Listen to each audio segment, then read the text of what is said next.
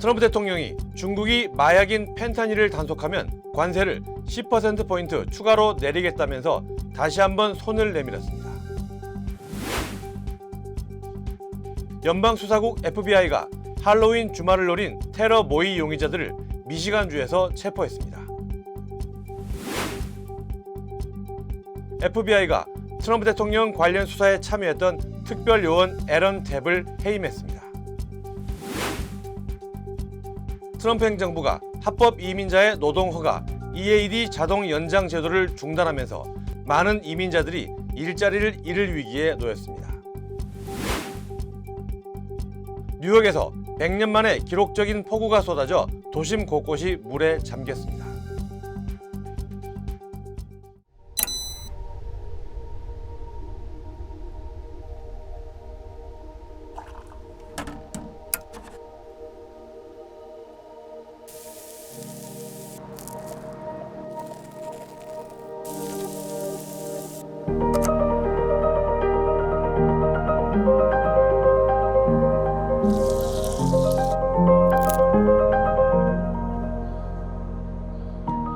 발뮤다 더 토스터 프로.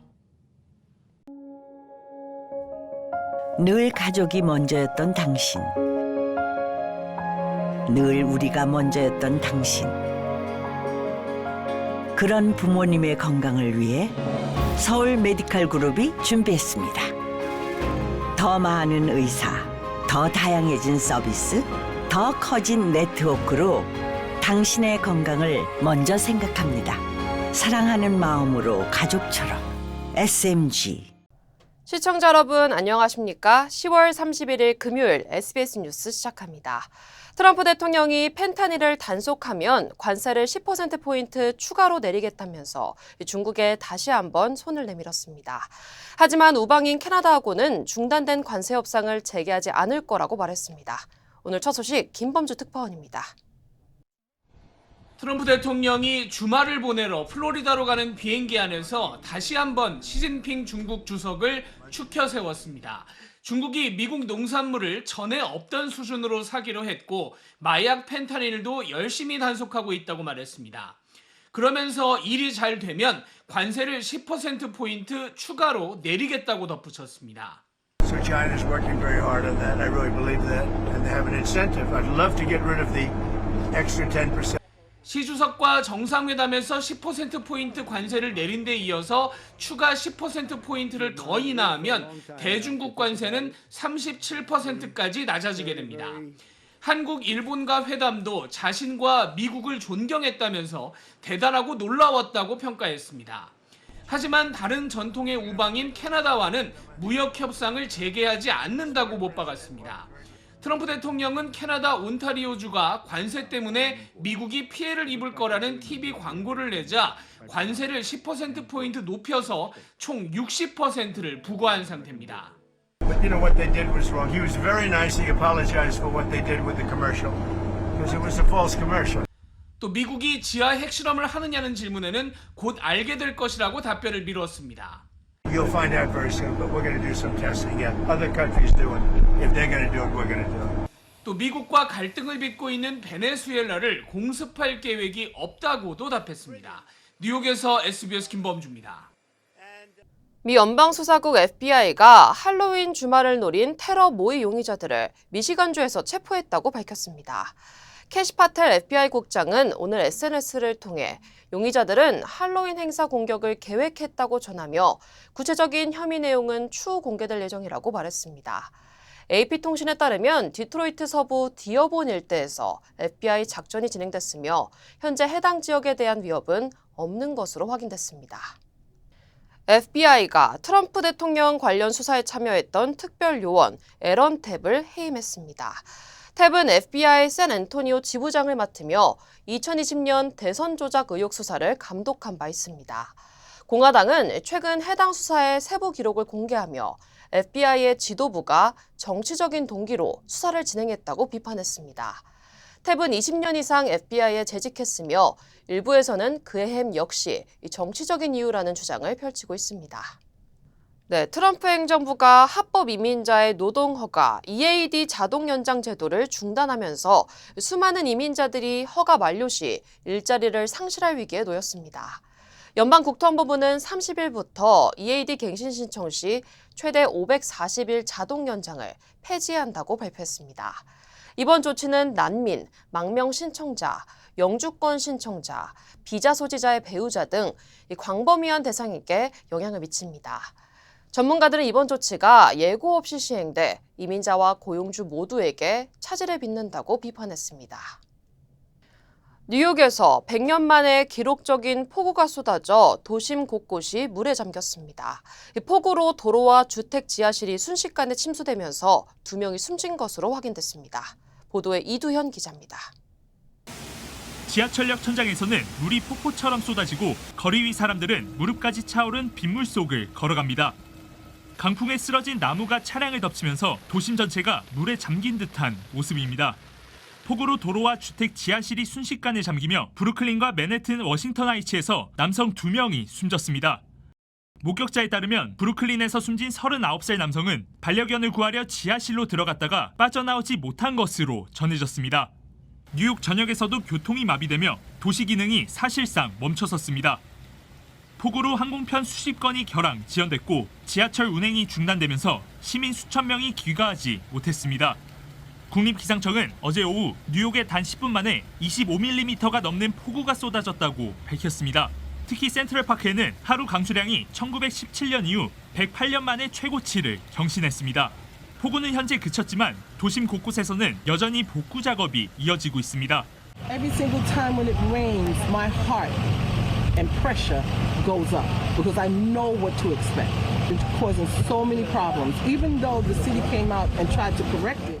전문가들은 이번 침수가 50년 전 대륙성 기후를 기준으로 설계된 뉴욕의 노후 하수 인프라가 극한 폭우를 감당하지 못한 결과라고 지적했습니다. 뉴욕시는 빗물이 땅속으로 스며드는 도로 포장재를 늘리고 빗물 저장 시설을 확충하는 등 재발 방지 대책을 추진하고 있다고 밝혔습니다. SBS 이두현입니다. 텍사스주에서 렌터카 안에 장전된 총기와 도끼가 발견되는 사건이 발생했습니다. 샌안토니오에 거주하는 록센 산토야는 지난 토요일 9살 딸을 태우려다 좌석 밑에서 장전된 권총을 발견했습니다. 이후 운전석 아래에서 도끼 한 자루를 찾아냈고 곧바로 경찰에 신고했습니다. 경찰 조사 결과 해당 총은 도난 신고된 무기였으며 렌터카 회사 측은 고객에게 차를 주기 전 철저한 점검 절차가 있었다며 경위를 조사 중이라고 밝혔습니다. 워싱턴주 레이시에선 3D 프린터로 불법 총기를 제작하고 경찰을 위협한 남성이 체포됐습니다. 경찰에 따르면 지난 화요일 패티슨 호수 인근 자택을 수색하는 과정에서 실탄이 장전된 3D 프린터 총기 여러 정과 복제품 수류탄 그리고 칼 등이 발견됐습니다. 용의자는 온라인에 체포하러 오면 피로 땅을 물들일 것이라는 등 협박성 글을 게시한 것으로 드러났습니다. 현재 이 남성은 보석금 $10,000가 책정된 채 구금 중이며 검찰이 추가 기소 여부를 검토 중입니다. 버지니아주에서 6살 학생에게 총격을 당했던 교사가 학교 측을 상대로 소송을 제기했습니다.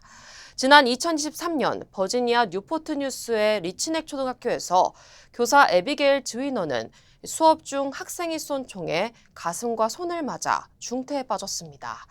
즈위너는 6차례 수술을 받았지만 손은 완전히 회복되지 않았고 외상 후 스트레스 장애로 사회생활이 어려워졌다고 밝혔습니다. 또 당시 학생이 총을 가져왔다는 경고를 교감이 4차례 이상 무시했다며 학교 측에 책임을 물었습니다. Get the kid secured, search, call law enforcement, alert the principal. There are many things that needed to be done, and none of those were done at that time. 해당 학생의 어머니는 아동 방임과 불법 무기 소지 혐의로 4년형을 선고받았으며 교감은 아동 방임 중범죄 8건으로 형사재판에 넘겨질 예정입니다. 한인사회 유일의 한인 커뮤니티 재단인 KAF가 주최한 자선 골프 대회가 얼바인에서 성황리에 열렸습니다. 주요 한인사회 소식 이원정 기자입니다. 한인사회 유일의 한인 커뮤니티 재단인 KAF가 주최한 제2회 자선 골프 대회가 지난 29일 얼바인의 스트로베리 팜스 골프 코스에서 열렸습니다. KAF가 한인 비영리 재단들을 돕기 위한 기금 모금을 위해 준비한 이번 행사는 제이미슨 프로퍼티스와 H마트가 타이틀 스폰서로 로빈 화진 윤김 재단, 보선재단, 코리아타운 플라자가 레거시 스폰서로 참여했습니다. 또 128명의 초청 인사들이 참가해 기금 모금에 동참했습니다. 좌님 KAFC 이사장은 50여 업체들이 다양한 형태로 이번 대회를 후원해 성공적으로 대회를 치를 수 있었다며 이번 행사에서 모인 15만 달러의 기금은 음지에서 노력하는 한인 비영리 재단들을 후원하는 데 사용될 것이라고 밝혔습니다. 내일 LA의 펜퍼시픽 공원에서 그레이트 펌킨 배시 행사가 열립니다. 오전 11시부터 오후 2시까지 열리는 이번 행사는 가족과 이웃이 함께 할로윈이 끝난 후 사용이 끝난 호박을 가져와 깨트리며 즐기는 친환경 축제로 커스튬 퍼레이드와 경품 이벤트, 한국식 호박 백설기 등 다양한 음식을 즐길 수 있습니다. KT 야로슬랍스키 LA 시의원이 주최하는 이번 행사는 호박을 퇴비로 재활용해 쓰레기 매립량을 줄여 친환경 도시 조성 목표에 기여하게 될 것이라고 밝혔습니다. 캘리포니아 고용개발국 EDD가 실업수당 수령자가 수당 기간 중 임금과 소득을 더 쉽게 신고할 수 있도록 주간 임금 보고 도구를 새로 도입했습니다. 이 도구는 마이 EDD 포털 내에서 이용 가능하며 임금 계산 기능과 소득 유형별 안내를 제공합니다. EDD는 이를 통해 수당 수령자들이 정확한 소득 보고로 자격을 유지하고 지급 오류를 줄일 수 있을 것으로 기대하고 있습니다. 대한항공이 세계적인 항공 컨설팅 전문기관인 아시아태평양 항공센터로부터 올해의 아시아 항공사로 선정됐습니다. 이 상은 한 해 동안 탁월한 전략과 리더십을 발휘하고 아시아 지역 항공산업 발전에 큰 영향을 주는 항공사에 수여하는 상으로 올해는 대한항공이 아시아나항공을 인수하는 과정에서 보여준 전사적인 역량과 합병 이후 세부적인 전략을 수립한 공로를 인정했습니다. 내일부터 연말까지 기소중재 재외국민 특별 자수기간이 시행됩니다. 애틀란타 총영사관은 사기죄 등의 혐의를 받고 해외로 도피해 기소 중지되어 있는 재외국민은 이번 기간 동안 자수하면 수사 절차상 편의를 제공받을 수 있다고 밝혔습니다. 신청을 원하는 한인들은 여권과 국내 주민등록증 등 신분증을 소지해야 하며 예약 없이 방문해야 합니다.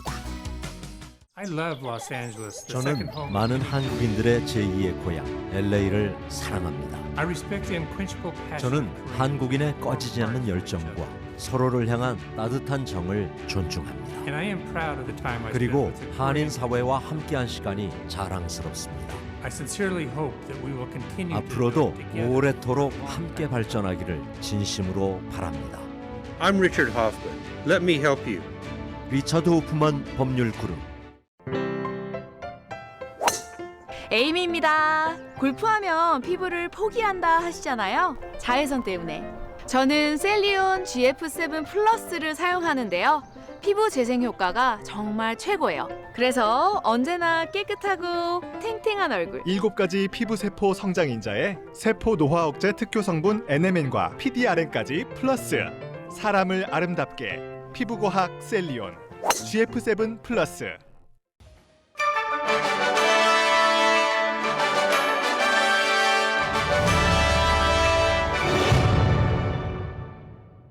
오늘 에이펙 정상회의가 폐막합니다. 에이펙의 정신인 다자주의와 자유무역의 가치가 담긴 경주선언이 채택될지 오늘 그 결과가 나옵니다. 강청환 기자입니다.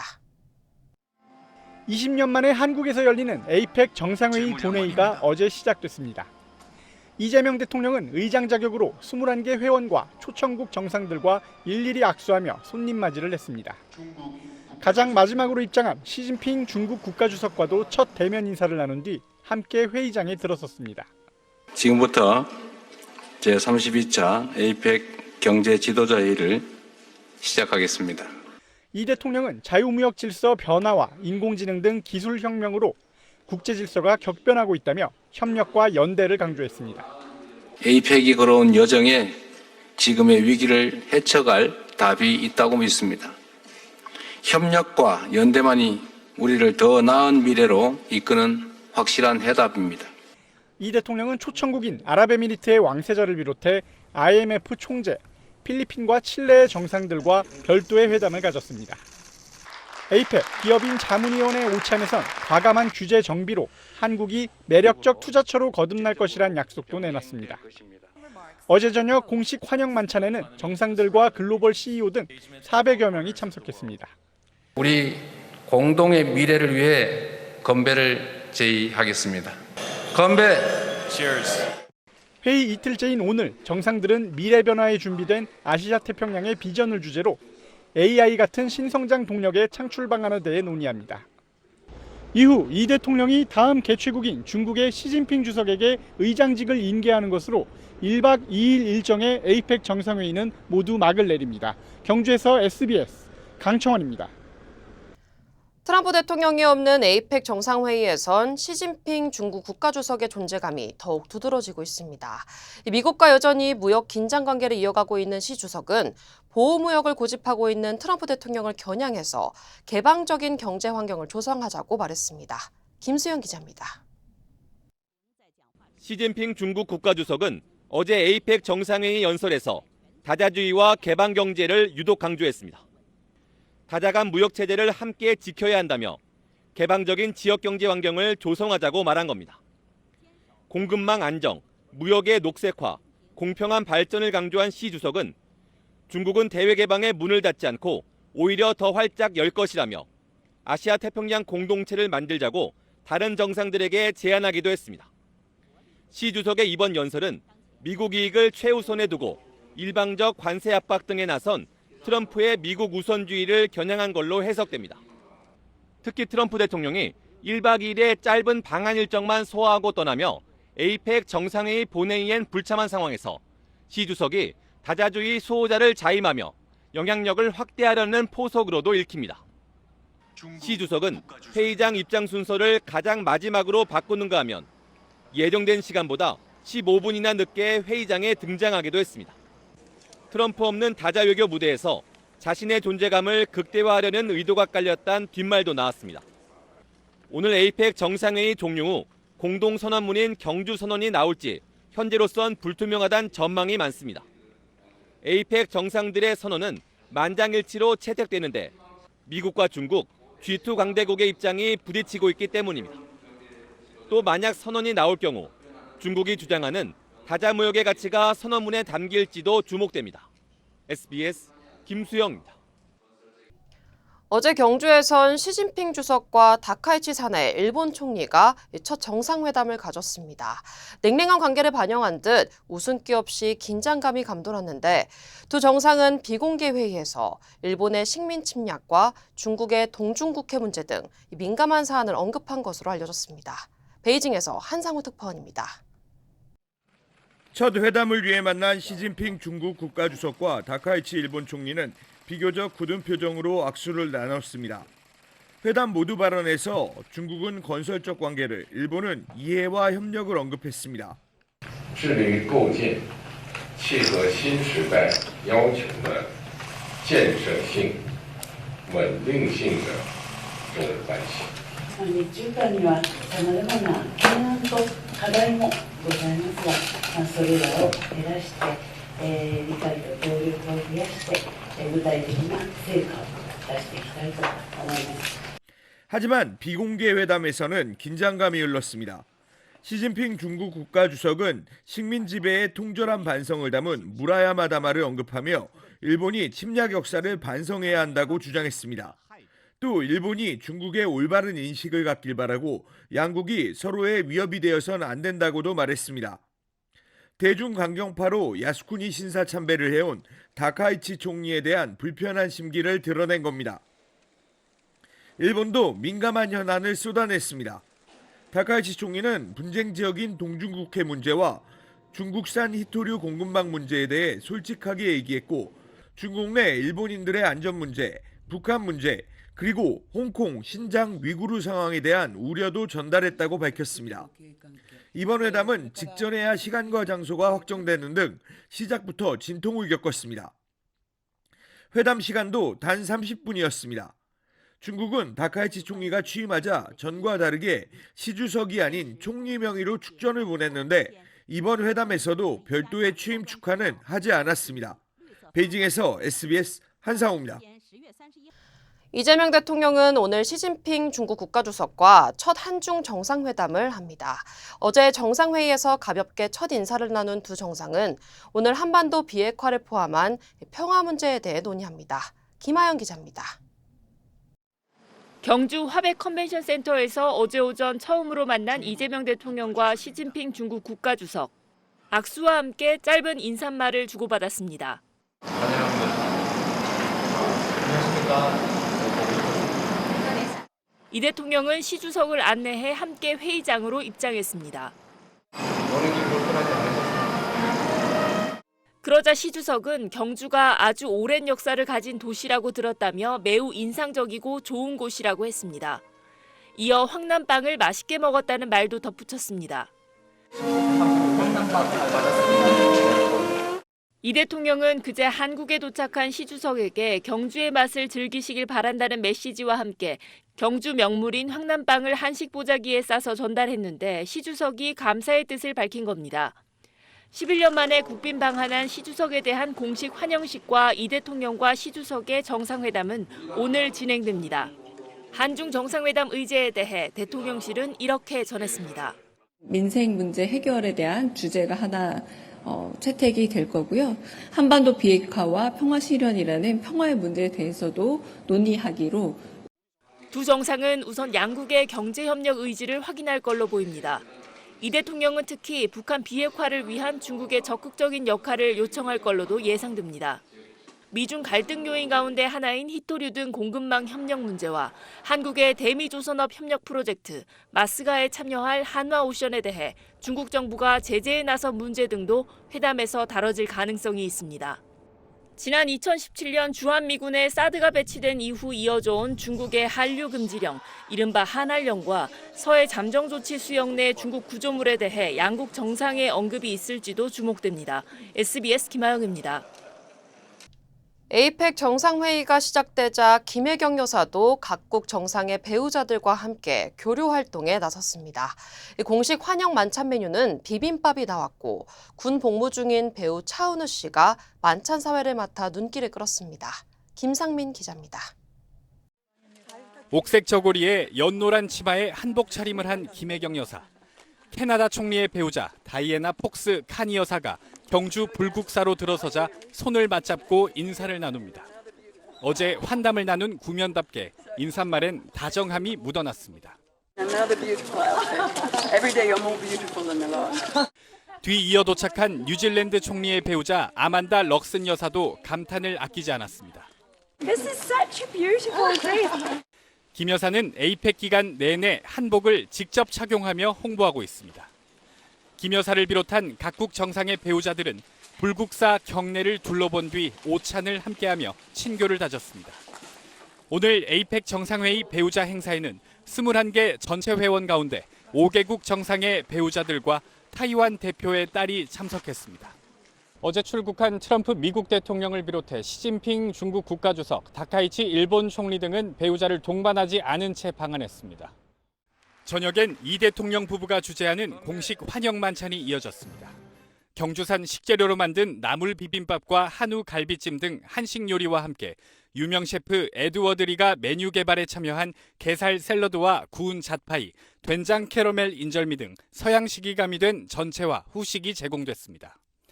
만찬 사회는 군 복무 중인 배우 차은우 씨가 맡았고 에이펙 공식 홍보대사인 가수 지드래곤 권지용 씨가 공연 무대에 올랐습니다. SBS 김상민입니다.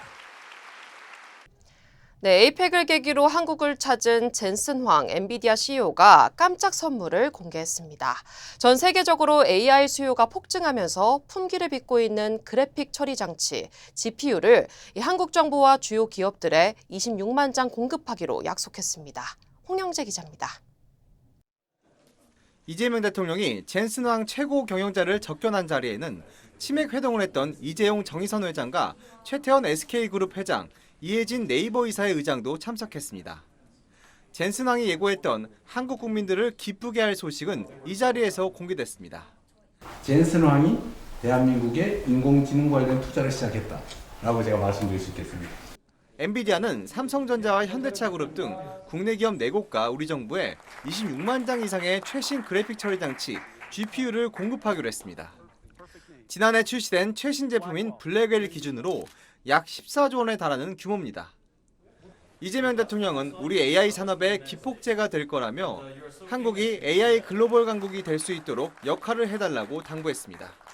이에 젠슨왕 대표는 한국이 글로벌 AI 선도국이자 아시아 태평양 지역의 AI 허브 국가가 될 것이라는 데 의심의 여지가 없다라면서 그 여정에 엔비디아가 함께할 것이며 국내 기업들은 일제히 엔비디아와의 협력 계획을 발표했습니다.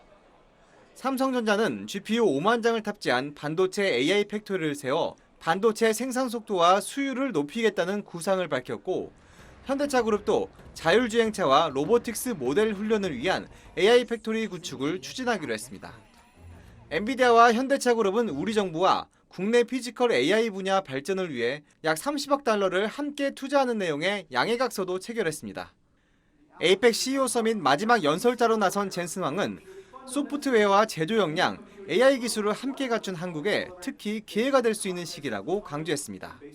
For Korea, this is an extraordinary opportunity. Korea has abundance of deep technical and science capability. 엔비디아가 6세대 고대역폭 메모리 HBM4의 핵심 공급 파트너로 SK 하이닉스와 함께 삼성전자를 꼽으면서 두 기업의 수혜가 예상됩니다. SBS 홍용재입니다. 젠슨 황 엔비디아 최고 경영자가 발표한 깜짝 선물만큼이나 화제가 된 일이 있었죠. 이재용, 정의선 회장과 함께한 치맥 회동인데요. 평소엔 볼 수 없었던 소탈한 모습에 시민들이 환호하기도 했습니다. 김혜민 기자가 취재했습니다. 젠슨 황은 특유의 검은 가죽 재킷을 입고 이재용, 정의선 회장은 동네 산책 나온 듯 면바지에 점퍼, 후드티에 패딩 차림으로 치맥 회동에 참석했습니다. 치킨집 안팎은 세계적 기업의 총수들을 보려는 시민들로 가득했습니다. 젠슨 황은 두 회장에게 위스키와 AI 슈퍼컴퓨터를 선물했습니다. 치킨을 먹으며 대화를 이어가던 중 맥주에 소주를 섞은 소맥 러브샷까지 선보이자 환호성이 터져나왔습니다. 젠슨 황은 다른 테이블에 있던 시민들에게 먼저 말을 건네는가 하면 밖에 있던 시민들에겐 미리 준비한 김밥과 우유를 나눠준 뒤 중간에 다시 나와 치킨까지 돌렸습니다.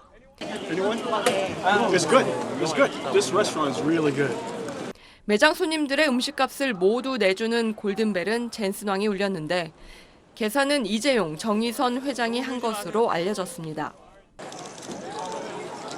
1시간 남짓 치맥 회동 후 세 사람은 근처에서 열린 엔비디아 지포스 25주년 행사장에 등장했습니다. I understand there are many NVIDIA investors in the audience. Is that right? I'm looking at a whole lot of very rich people. 평소에 들을 수 없었던 소탈한 농담도 이어졌습니다. 왜 이렇게 아이폰이 많아요? 제가 좀 생긴 거는 들어 보여도 두 분 다 저희 형님이시고요. 이재용 회장이 엔비디아와의 인연을 회상하자 25년 전 엔비디아는 삼성 반도체 GDDR을 써서 GeForce 256라는 제품을 출시했습니다. 젠슨 황은 이렇게 맞받아쳤습니다. When I was using Samsung GDDR, you were still a child. AI 파트너십을 확실히 각인시킨 짧지만 강렬한 장면들이었습니다. SBS 김혜민입니다. 네, 다음 소식입니다. 대장동 개발 비리 의혹으로 약 4년간 재판을 받아온 화천대유 대주주 김만배 씨와 유동규 전 성남도시개발공사 기획본부장이 1심에서 징역 8년을 선고받았습니다. 법원은 배임죄를 유죄로 판단하고 함께 기소된 대장동 일당에게 모두 중형을 선고했습니다. 전현남 기자입니다. 법원은 대장동 개발 비리를 성남시 공무원과 민간업자가 결탁한 부패 범죄로 결론짓고 김만배 씨 등 5명의 업무상 배임 혐의에 대해 유죄 판단을 내렸습니다.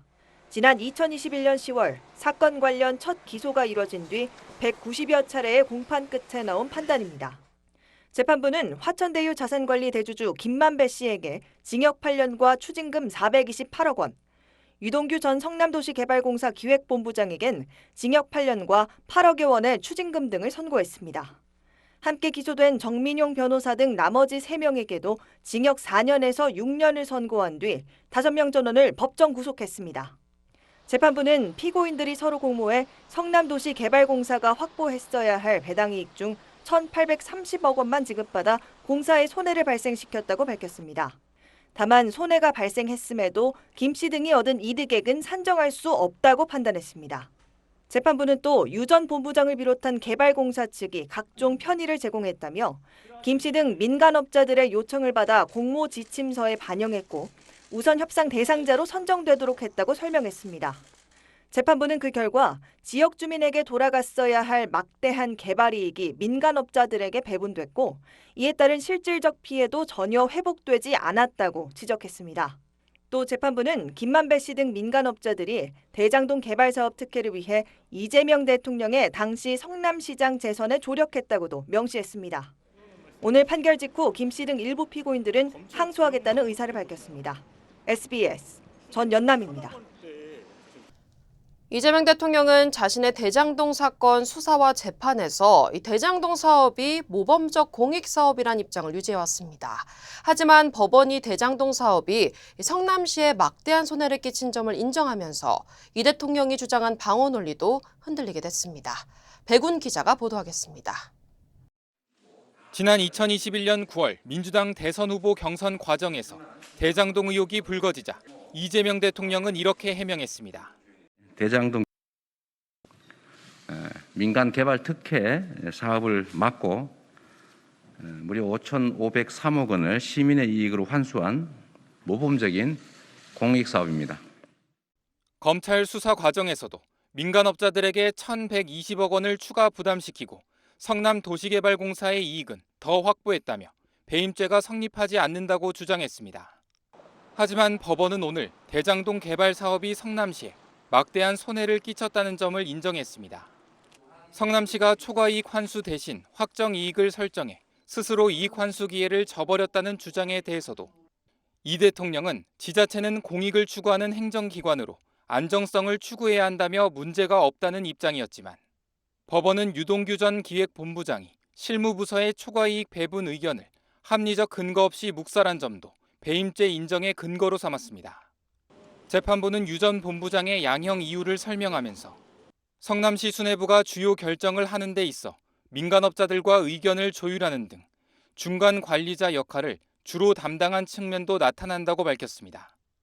대상을 특정하지 않았지만 당시 성남시 수뇌부였던 이 대통령과 정진상 전 민주당 정무조정실장의 개입 가능성도 열어둔 것으로 풀이됩니다. 불소추 특권을 규정한 헌법 84조에 따라 이 대통령 재판이 중지된 가운데 법원의 오늘 판단이 정 전 실장 재판에 어떤 영향을 줄지 주목됩니다. SBS 백운입니다.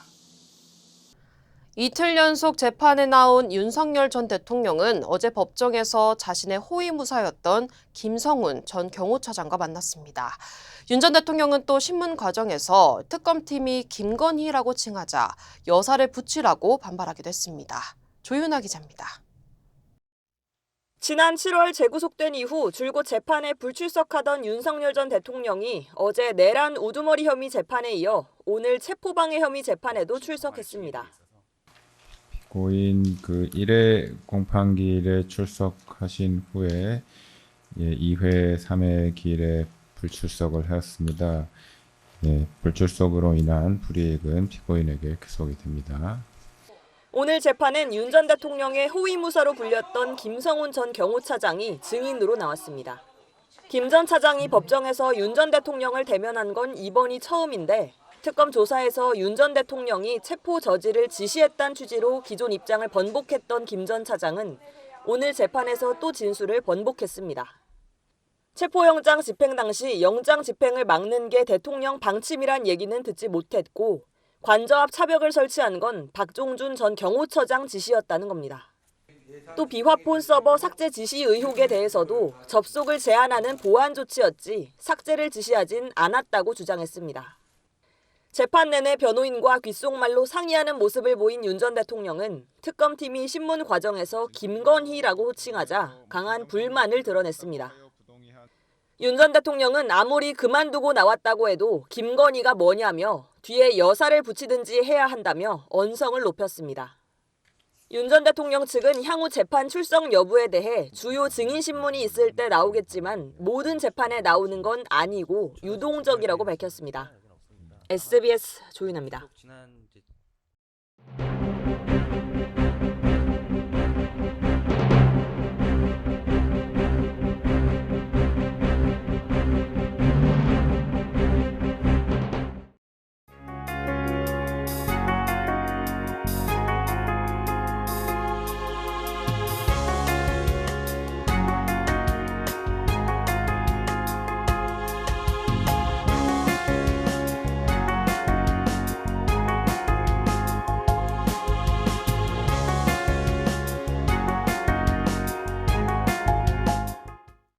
이번 주 일요일 새벽 2시가 1시로 변경되며 서머타임이 해제됩니다. 참고하시기 바랍니다. 금요일 SBS 이브닝 뉴스 마칩니다. 시청해주신 여러분 고맙습니다.